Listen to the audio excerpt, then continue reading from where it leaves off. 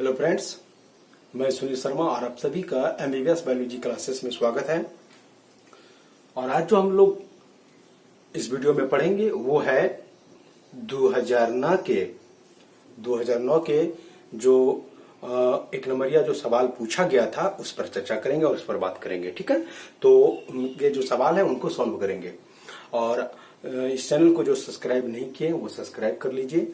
और आपको जो है क्वेश्चन बैंक के जितने भी ऑब्जेक्टिव सवाल है सबको सॉल्व किया जाएगा। हर साल का वीडियो आपको मेरे यूट्यूब चैनल पर आपको मिल जाएगा और वो सॉल्व आपका। इनके साथ साथ आपको बता दें कि इनके जितने भी सवाल क्वेश्चन बैंक में दिया गया है उसका सॉल्व जो है आपको अलग वीडियो में आपको मिल जाएगा। वो आप यूट्यूब चैनल पर आप सर्च करके देख सकते हैं। ठीक है, चलिए।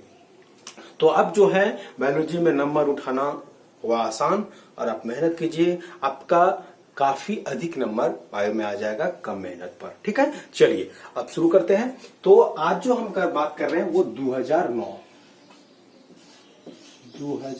का बात कर रहे हैं। तो किनके? तो जैक बोर्ड। चलिए, तो इनमें जो पहले बात करेंगे बॉटनी का। चलिए, तो पहले इस पे बॉटनी पे बात करेंगे। तो इनका पहला सवाल बॉटनी में कहता है सेंट्रल ड्रग रिसर्च इंस्टीट्यूट, ध्यान दीजिए CDRI, ध्यान दीजिए क्या बोल रहे हैं। कह रहे हैं क्या CDRI, उसको कहता है सेंट्रल ड्रग रिसर्च इंस्टीट्यूट कहां अवस्थित है। ध्यान दीजिएगा, आप सवाल को आप नोट भी कर सकते हैं। पहला सवाल में जो बात कर रहे हैं वो क्या है, सेंट्रल ड्रग रिसर्च इंस्टीट्यूट, इसी को बोलते हैं CDRI, कहां अवस्थित है। तो आपको बता दें ये अवस्थित है यूपी में। यूपी में कहां? तो लखनऊ। तो ये कहां पर? यूपी में है। आप डायरेक्ट लिख सकते हैं, लखनऊ लिख सकते हैं। आप डायरेक्ट इसी को आप यूपी कर सकते हैं ना। यानी क्या, ये उत्तर प्रदेश में व्यवस्थित है। वहां पर जो उन्हीं को आप बोल सकते हैं ये लखनऊ डायरेक्ट। ठीक है, चलिए अब जो हम बात कर रहे हैं आपको अगला सवाल कहता है बीजांड का कौन सा भाग पेरिस्पर्म बनाता है। ध्यान दीजिएगा, कहता है क्या कि बीजांड का कौन सा भाग। अगर आपको बता दें कि अगर आप इस वीडियो को देखने के लिए बैठे हुए वीडियो देख रहे हैं तो आप क्या करेंगे, तो आप जो है क्वेश्चन बैंक को लेकर बैठेंगे। और आपको बता दें क्वेश्चन बैंक की जो आंसर है वो सब सही नहीं है, उसमें बहुत सारे क्वेश्चन का आंसर गलत दिया हुआ है, आपको बता रहे हैं। और आप यहाँ पर आपको जो भी आंसर बताएंगे वो आपका 100% सही है, आप उनको ध्यान देकर पढ़ें। ठीक है, चलिए हम बात करें किसका? दूसरा नंबर बीजांड का। ध्यान दीजिए क्वेश्चन कहते हैं बीजांड का कौन सा भाग पेरिस्पर्म बनाता है। क्वेश्चन है बीजांड का कौन सा भाग पेरिस्पर्म बनाता है। तो इनका सीधा सा जवाब है गुरु बीजाणुधानी, उसी को माइक्रोस्पोरेंजियम कहते हैं। उसी को क्या कहते हैं? माइक्रोस्पोरेंजियम। तो दूसरा नंबर का जो आंसर होगा वो क्या होगा? माइक्रोस्पोरेंजियम।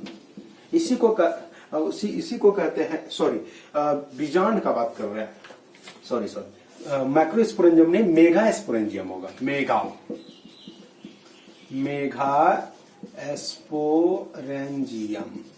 इसी को कहते हैं गुरु बीजाणुधानी। इसी को क्या कहते हैं? गुरु बीजाणुधानी। और इसी को एक और नाम है बीजांड का आप बोल सकते हैं इसको। इसी का एक और नाम है जिसको आप क्या बोल सकते हैं? बीजांड काय। ठीक है, चलिए तो इसको मेगा स्पोरेंजियम यानी गुरु बीजाणुधानी कहते हैं। ठीक है, चलिए अब आपका इनका जो तीसरा नंबर जो क्वेश्चन है उस पर हम बात करते हैं। अब जो तीसरा क्वेश्चन होगा उस पर बात करते हैं। तीसरा नंबर क्वेश्चन कहता है उस क्रॉस का नाम बताइए। ध्यान दीजिएगा, उस क्रॉस का नाम बताइए जहां F1 इंडिविजुअल को किसी रिसेसिव के साथ क्रॉस कराया जाता है। जरा ध्यान दीजिएगा, उस क्रॉस का नाम बताइए जहां F1 पीढ़ी के, जहां पर F1 पीढ़ी के जीव को, इंडिविजुअल यानी जीव को किनके साथ क्रॉस किया जाएगा? रिसेसिव के साथ। तो इसको क्या कहा जाता है? कहते हैं जब F1 पीढ़ी के पौधे को रिसेसिव के साथ क्रॉस कराया जाता है तो इसी को कहा जाता है टेस्ट क्रॉस। इसी को क्या कहते हैं? Test cross. इसी को क्या कहता है, टेस्ट क्रॉस। ध्यान दीजिएगा, बोले क्या कि जब F1 पीढ़ी के जीव को रिसेसिव के साथ क्रॉस कराया जाता है तो उसी को कहा जाता है टेस्ट क्रॉस। तो आपको पूछा जाएगा कि टेस्ट क्रॉस क्या है, तो बोलेंगे कि जब F1 पीढ़ी के जीव को रिसेसिव के साथ, मतलब रिसेसिव को मतलब अप्रभावी हो गया, ठीक है, ये हो गया अप्रभावी, अप्रभावी, ये अप्रभावी हो गया। और इसी को क्या बोले, वही बोले जब F1 पीढ़ी के जीव को रिसेसिव के साथ मतलब अप्रभावी के साथ क्रॉस कराया जाता है तो उसे क्या कहता है, टेस्ट क्रॉस कहते हैं ना। आपको पूछा जाएगा टेस्ट क्रॉस क्या है, क्या बोलेंगे, बोले क्या कि जब F1 पीढ़ी के जीवों को, ध्यान दीजिएगा, बोले जब F1 पीढ़ी के जीवों को रिसेसिव के साथ यानी अप्रभावी के साथ क्रॉस कराई जाती है तो उसी को कहा जाता है टेस्ट क्रॉस। ठीक है, चलिए, तो आपका जो है तीसरा नंबर का आंसर क्या हो जाएगा, टेस्ट क्रॉस हो जाएगा। क्या हो जाएगा, टेस्ट क्रॉस। चलिए, अब हम चौथा नंबर क्वेश्चन का बात कर रहे हैं। चौथा नंबर में कहता है कि प्रकाश संश्लेषण के दौरान कार्बनिक पदार्थों के उत्पादन की दर को क्या कहते हैं, इसी को कहते हैं सकल प्राथमिक उत्पादकता, इसको जीपीपी कहते हैं, यानी ग्रॉस प्राइमरी प्रोडक्टिविटी। ध्यान दीजिएगा, तो हम बोले आपको क्या कि आपको पूछा जा रहा है 4 नंबर में कि प्रकाश संश्लेषण के दौरान, सवाल सुनिएगा, कहते हैं प्रकाश संश्लेषण के दौरान कार्बनिक पदार्थों के उत्पादन की दर को क्या कहते हैं, तो इसको कहते हैं सकल प्राथमिक, इसी को क्या कहते हैं, सकल प्राथमिक उत्पादकता, इसी को क्या कहते हैं, सकल प्राथमिक उत्पादकता। इसी का आंसर हो जाएगा सकल प्राथमिक उत्पादकता। ठीक है, चलिए, अब आपका जो 5वां नंबर सवाल है उस पर हम बात कर रहे हैं। 5वां नंबर सवाल कहता है कि झूम कृषि यानी कि झूम कल्टीवेशन का प्रचलन कहां से शुरू हुआ था। झूम कृषि कहता है क्या कि झूम कृषि जो होता है, झूम कृषि का जो है ये प्रचलन कहां से शुरू हुआ था। तो आपको बता दें कि ये जो है झूम कृषि भारत के पूर्वोत्तर राज्यों के, ध्यान दीजिएगा, भारत के पूर्वोत्तर जो राज्य थे जैसे अरुणाचल प्रदेश, मेघालय हो गया, मिजोरम हो गया है ना, नागालैंड हो गया, ऐसे जगह से झूम कृषि प्रारंभ हुआ था। वही क्या बोल रहे हैं कि झूम कृषि यानी झूम कल्टीवेशन कहां से प्रारंभ हुआ था, तो ये झूम कृषि भारत के पूर्वोत्तर राज्यों, भारत के पूर्वोत्तर जो राज्य है जैसे क्या क्या बोले तो अरुणाचल प्रदेश, मेघालय, मिजोरम, नागालैंड, ईटीसी जगह से जो है ये झूम कल्टीवेशन शुरू हुआ था। अरुणाचल प्रदेश से शुरू हुआ, मेघालय, मिजोरम, नागालैंड ऐसे जगह से जो है वो शुरू हुआ था। क्या, तो झूम कल्टीवेशन, मतलब जिसको जो आप लोग झूम कृषि के नाम से जानते हैं। चलिए, अब अगला क्वेश्चन, तो अब अगला क्वेश्चन जो आपका होगा वो क्या होगा, तो जूलॉजी का। तो आपको बताते हैं, अब देखिए 2009 से क्वेश्चन बढ़ा दिया, 2009 से क्वेश्चन अब क्या कर दिया, 5 कर दिया, 5 बॉटनी कर दिया, 5 जूलॉजी होगा। ठीक है, चलिए, तो आपका बॉटनी का क्वेश्चन सॉल्व हो चुका है। अब आपका जो है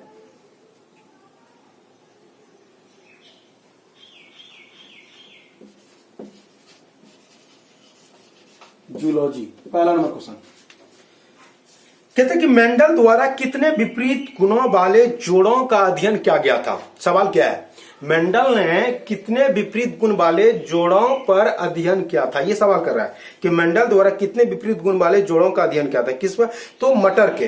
तो वही बोल रहा है कि मटर के पौधे पर मेंडल ने जो अपना मतलब उन पे जो अध्ययन किया था, कितने विपरीत गुण वाले जोड़े पर, तो 7।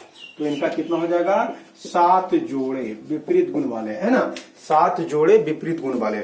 चलिए, अब बात करें अगला कि किस वैज्ञानिक ने सर्वप्रथम डीएनए फिंगरप्रिंटिंग की तकनीक को विकसित किया था। सवाल है कि डीएनए फिंगरप्रिंटिंग, ध्यान दीजिएगा, ये बहुत इंपॉर्टेंट हो चुका है। अभी के टाइम में जो मर्डर हो रहा है, रेप हो रहा है, ये इनको अंजाम देने वाले जो इसको जो अंजाम देने वाले जो भी अपराधी जो है उनका जो पहचान जो कर रहा है वो बड़े पैमाने पे जो कर रहा है वो डीएनए फिंगरप्रिंटिंग का कमाल है ना, और वो बहुतों को न्याय दिलाने में काम कर रहे हैं, मदद कर रहे हैं, बहुत ही बेस्ट चीज है ये। तो वही सवाल कर रहा है आपका कि किस वैज्ञानिक ने सर्वप्रथम डीएनए फिंगरप्रिंटिंग तकनीक को विकसित किया था। तो इस बेचारा का नाम है सर एलेक्स जेफरीज। तो आपका जो दूसरा नंबर क्वेश्चन है कि डीएनए फिंगरप्रिंटिंग की तकनीक को विकसित की इसने किया था, डीएनए फिंगर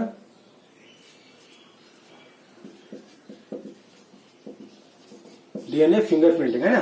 तो इनको विकसित किया किसने, तो डॉक्टर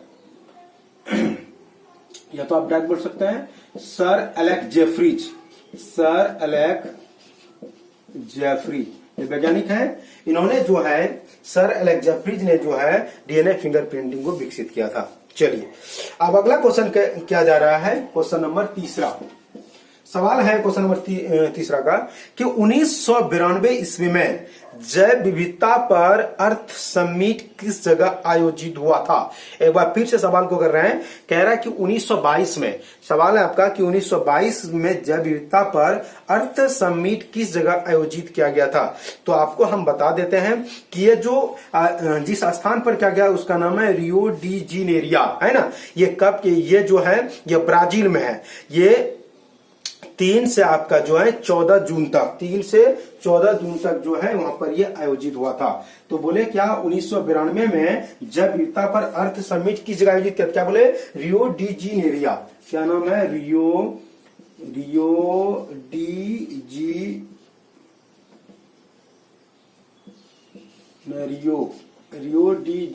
जेनेरियो, ये ब्राजील में है, ठीक है। तो 3 से 14 जून तक हुआ था, ठीक है। अगला कहता है कि कौन सा आयन शुक्राणु मोर्टिलिटी एवं इसकी निषेचन क्षमता को रोकता है। तो सीधी सी सवाल आपका कि कौन सा है जो शुक्राणु, ध्यान दीजिएगा, जो कहते हैं कि शुक्राणु जो होता है, मतलब कहता है कि जो शुक्राणु की जो मोर्टिलिटी एवं इसकी निषेचन क्षमता को, यानी कि उनको जो रोक निषेचन को क्या कहते हैं, शुक्राणु को निषेचन होने से जो रोकता है और उनकी क्षमता खत्म कर देता है, सोडियम आयन। तो इसका जो चौथा नंबर है उसका आंसर क्या हो जाएगा, तो सोडियम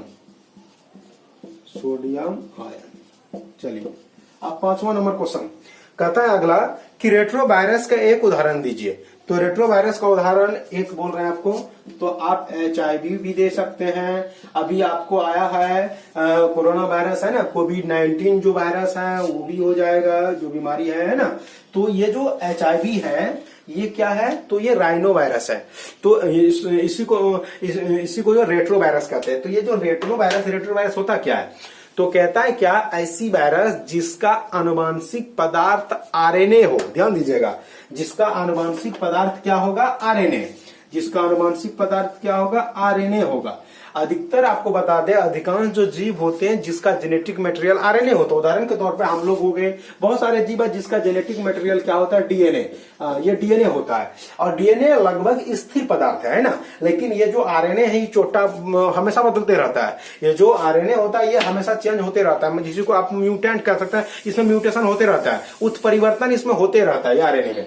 तो ये जो HIV जो है, HIV ह्यूमन इम्यूनोडिफिशियंसी वायरस जो है, ये मानव में एड्स नामक बीमारी उत्पन्न करती है, जो इसमें एड्स नामक बीमारी होता है, ठीक है। और ये वायरस जो है वो कैसा वायरस है, रेट्रो वायरस है। रेट्रो वायरस मतलब इस वायरस में ये जो वायरस है, इस वायरस का जो आनुवांशिक पदार्थ है, मतलब इनके जो आनुवांशिक जो मटेरियल है वो क्या है, तो RNA है। और वो RNA हमेशा चेंज होते रहते, उसमें अपने आप में परिवर्तन लाते रहता है ना।